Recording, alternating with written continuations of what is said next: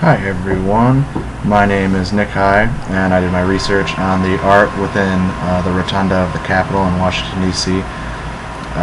Obviously, like I said, the rotunda is at the Capitol building in Washington, D.C. It's on, different dollars, dollar bills, a couple different coins. Basically, it's the big, tall, sort of elongated tower, and when you walk within it, there's a rotunda, which is sort of a circular building where you're standing in the middle, and it sort of goes all around you. Um, from the research I did, I think first and foremost, before I even get to the art within it, the fact that it is a rotunda sort of gives an idea. Like it plays on the idea of sort of the continuum of the American ideals. Circles and obviously the infinity symbol, but you can't make that into a building. Something like a circle is sometimes used to symbolize continuum because it sort of just goes on infinitely within itself. Um, so I definitely think that's important to reference first and foremost.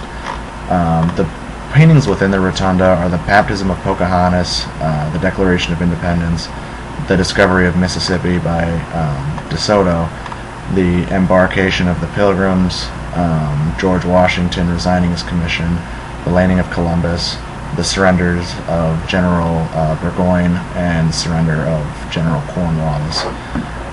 Obviously, these are all sort of meant to give the idea of the American foundation. It sort of tells a story of not necessarily just what we should look at for the present, but what we're built on. And I think were you to take a field trip of students to, or whomever, to the Capitol, first and foremost, I think the idea of the rotunda, you maybe point that out.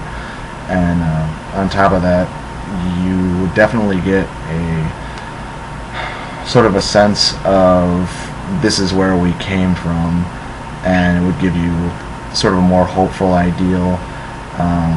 It would put things in perspective, I guess, when it comes to the present day and how far we've come, and what a few individuals or a few groups of people were able to do, the positions they were put in, to put us where we are today.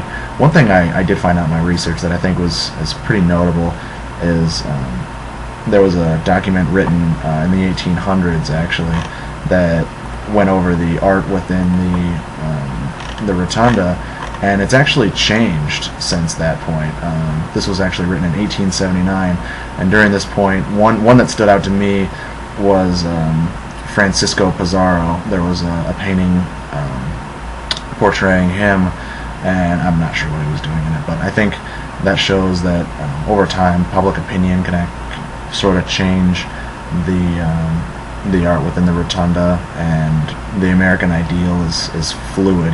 It's continuous and it's fluid within that. And on top of that, I don't really think that Francisco Pizarro is notable within American history. I mean, sure, the continent and world history, but he's most notable. Most people would know him as the conqueror of the Inca Empire, which is thousands of miles south of the United States. So that's certainly important.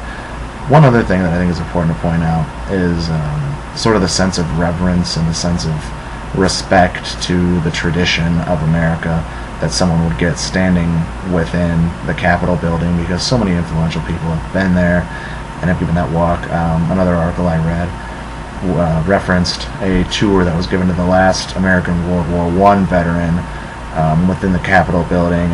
It's obviously notable. It's on several pieces of currency. It's one of the most recognizable buildings in the country, and these paintings have been shown to several influential members of not only American society but also foreign societies, as a way to give them a perception of American history and, like I said, where we came from, including obviously the Revolutionary War period, with the paintings of the surrender of General Cornwallis in particular, and also Burgoyne.